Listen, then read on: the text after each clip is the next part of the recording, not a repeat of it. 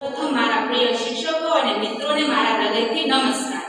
આજે અહીં ઊભી છું ત્યારે દિલમાં ઘણી લાગણીઓ છવાઈ રહી છે. ખુશી પણ છે અને થોડી આંખ ભીની પણ છે, કારણ કે આજે આપણે માત્ર સ્કૂલને અલવિદા નથી કહી રહ્યા, પણ આપણા જીવનના સૌથી સુંદર દિવસોને યાદ કરી રહ્યા છીએ. જ્યારે હું પહેલી વારમાં આ સ્કૂલમાં આવી હતી ત્યારે હું થોડી શરમાળ હતી. નવા લોકો, નવો માહોલ, બધું જ નવું લાગતું હતું. પરંતુ ધીમે ધીમે આ સ્કૂલ મારું બીજું ઘર બની ગઈ. હું તો માત્ર અહીં 1 વર્ષ માટે આવી હતી, પણ અહીંના અનુભવો મારા માટે ઘણા બધા છે. અહીં મેં માત્ર ભણવાનું શીખ્યું એવું નથી, પણ સ્ટેજ પર બોલવાની હિંમત પણ મેળવી. પહેલી વાર જ્યારે હું સ્ટેજ પર ઊભી રહી હતી ત્યારે મારા હાથ કાંપતા હતા, પણ આજે હું આત્મવિશ્વાસ સાથે ઊભી છું. આ બધું આ સ્કૂલ અને મારા શિક્ષકોની મહેનત છે. મારા માટે સ્કૂલનો દરેક દિવસ ખાસ રહ્યો છે. રિસેસમાં મસ્તી, એક્ઝામ પહેલાનું ટેન્શન, હોમવર્ક ભૂલી જઈને મળેલી સજા, અને પછી એ જ વાત પર હસવું. અને આ બધામાં મારી સાથે હંમેશા રહી છે મારી પ્રિય મિત્ર કૃષ્ણા. આજે જ્યારે હું આ સ્ટેજ પરથી નીચે ઉતરીશ ત્યારે કદાચ એક સ્મિત હશે, પણ દિલમાં સ્કૂલની હજારો પળો ચાલતા હશે. કાલથી કદાચ રોજ સવારે આ ગેટમાંથી અંદર નહીં આવું, રિસેસમાં એ જ જગ્યાએ બેસીને હસી નહીં શકું, અને કદાચ રોજ કૃષ્ણા સાથે આજે શું કરવું એ ચર્ચા પણ નહીં થાય. પણ એક વાત ચોક્કસ છે કે આ સ્કૂલે મને જે બનાવી છે એ મારી સાથે હંમેશા રહેશે. વિદાયની ઘડી છે એટલે આંખ ભીની છે, પણ દિલમાં યાદોની રોશની છે. સ્કૂલની આ સફરનો અંત નથી, આ તો સપનાઓ તરફની નવી દિશા છે. અંતમાં એટલું જ કે ફેરવેલ ફક્ત એક દિવસ છે, પણ યાદો આખી જિંદગી છે. આભાર મારા શિક્ષકોને અને મને માર્ગ બતાવવા માટે. આભાર મારા મિત્રોને કે મારા દરેક દિવસને ખાસ બનાવવા માટે. Thank you.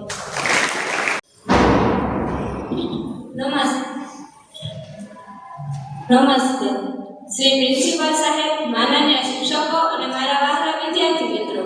મારું નામ સિરોરિયા હેતલ છે. હું ધોરણ 10 માં અભ્યાસ કરું છું. આજે અહીં હું ઊભી ત્યારે દિલમાં આનંદ પણ છે અને થોડું દુઃખ પણ છે. આનંદ એ માટે કે અમે જીવનના નવા પડાવ તરફ જઈ રહ્યા છીએ, અને દુઃખ એ માટે કે આજે અમે અમારી પ્રિય ગ્રામ્ય ભારતી વિદ્યાલય સ્કૂલને વિદાય કરી રહ્યા છીએ. આ સ્કૂલમાં મેં માત્ર 2 વર્ષ જ અભ્યાસ કર્યો છે, પણ આ 2 વર્ષ મારા જીવનના સૌથી સુંદર અને યાદગાર વર્ષ બની ગયા છે. પ્રથમ દિવસે જ્યારે હું ગ્રામ્ય ભારતી વિદ્યાલયમાં આવી ત્યારે બધું નવું લાગતું હતું. નવા ક્લાસ, નવા શિક્ષકો અને નવા મિત્રો. પણ થોડા જ દિવસોમાં આ બધું અજાણ્યું લાગતું બંધ થઈ ગયું, અને આ સ્કૂલ મારી પોતાની બની ગઈ. અહીં મળેલા મિત્રો માત્ર ક્લાસમેટ ન હતા, પણ રોજ મળવાથી પરિવાર બની ગયા.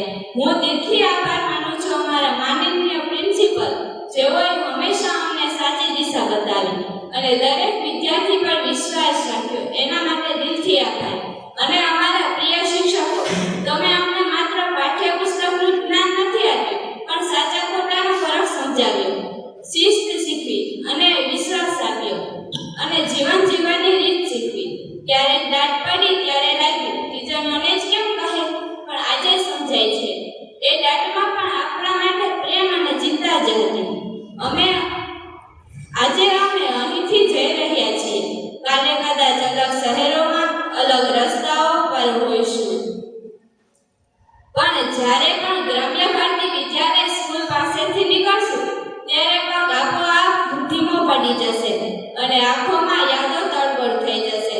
અંતમાં બસ એટલું જ કહું છું, અમે સ્કૂલને અલવિદા કહી રહ્યા છીએ, પણ આ સ્કૂલ, આ શિક્ષકો અને મિત્રો હંમેશા અમારા દિલમાં રહેશે.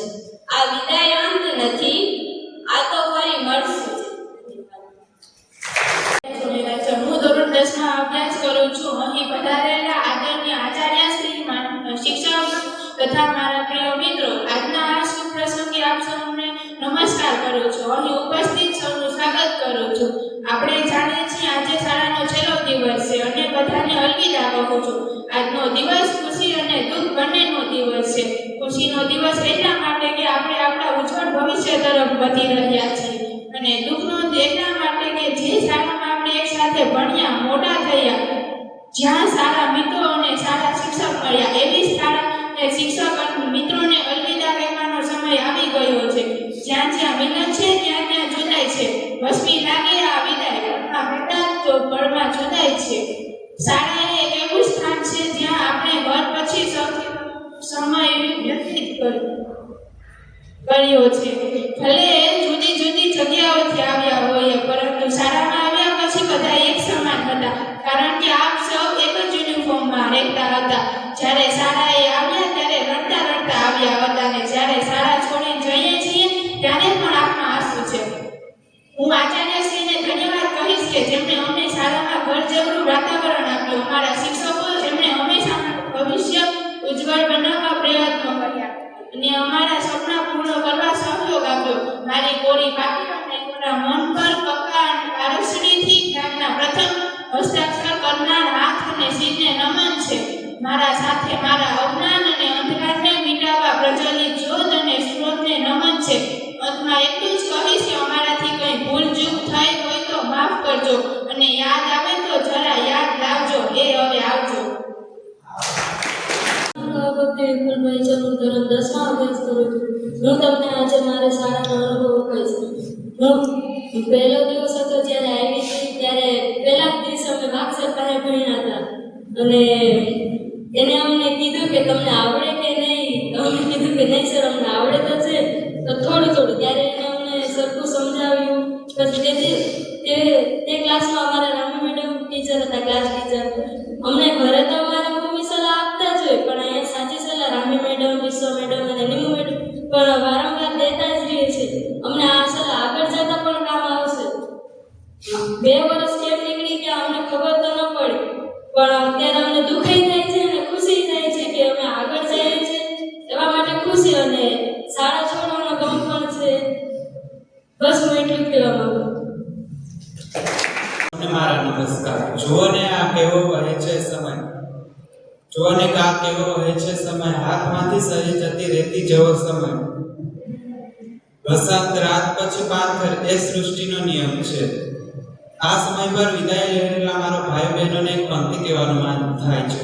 પરિચિતો ધરાઈને જોઈ લો આજે, પરિચિતો ધરાઈને જોઈ લો આજે, ફરી આ હસતા ચહેરા અને મીઠી નજર મળે ન મળે. ભરેલો આંખમાં આ નૂતન મૈયા પ્રાગણને, ભરેલો આંખમાં આ નૂતન મૈયા પ્રાગણને ફરી આ પ્રાગણ મળે ન મળે. રડીલો આજે આ ગુરુજનોને વિઠરાય રહી, રડીલો આજે એ ગુરુજનોને વિઠરાય રહી, ફરી આવા ગુરુજનો મળે ન મળે. નૂતન મૈયા પ્રાગણમાંથી વિદાય લેવા ધોરણ 10 અને ધોરણ 12 ના મારા ભાઈઓ બહેનો, હું આજે ફૂલ નહીં તો ફૂલની પાકડી સમક્ષ શુભેચ્છા પાઠવવા તમારી સામે ઉપસ્થિત થયો છું. ભલે હું તમારી કરતા ઉંમરમાં નાનો છું, પરંતુ મને મારા ઉપર વિશ્વાસ છે કે જે વાત હું આજે તમને કહેવા જઈ રહ્યો છું તે તમારા જીવનમાં, તમારા ઘડતરમાં ક્યાંક ને ક્યાંક ઉપયોગી બની રહેશે. जिंदगी की असली उड़ान अभी तो बाकी है, जिंदगी की कई इम्तिहान अभी तो बाकी है. अभी तो चले हैं मुट्ठी भर जमीन हम, अभी तो चले हैं मुट्ठी भर जमीन हम, अभी तो सात समुंदर तैरना बाकी है. अभी तो फैलाए हैं पाखे हमने, अभी तो फैलाए हैं पाखे हमने, अभी तो पूरा आसमान उड़ना बाकी है. ચપ્પલમાં ચોટેલી માટી આવે તો તે ઘરના ઉમરા સુધી જ આવે છે, પરંતુ તે જ માટી ઘડો બનીને આવે તો તે પાણીયારે પૂજાય છે. એટલે કે તમારે ચપ્પલે ચોટવું છે કે પછી ઘડો બનવું છે. તમે જો ઈચ્છો તો સફળતાની ટોચ પર બેસી શકો છો, અને તમે ઈચ્છો તો નિષ્ફળતાની ખાણમાં પણ જઈ શકો છો.